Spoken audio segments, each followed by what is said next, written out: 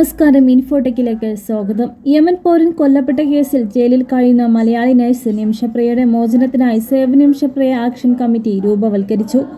Nenmara MLA K Babu committee ചെയർമാനാകും. വധശിക്ഷ ഈ മാസം 16 നടപ്പാക്കാൻ ജയിലധികൃതർക്ക് പബ്ലിക് പ്രോസിക്യൂഷൻ ഉത്തരവ് ലഭിച്ചിരുന്നു. വധശിക്ഷയേറെ ദുഃഖകരവും ദൗർഭാഗ്യകരവുമാണെന്നാണ് കെ ബാബു പ്രതികരിച്ചത്. എംബസിയുടെ പ്രവർത്തനങ്ങൾ അവിടെ കാര്യമായി ഇല്ല. ഗോത്ര സമുദായങ്ങളാണ് അവിടുത്തെ കാര്യങ്ങൾ തീരുമാനിക്കുന്നത്.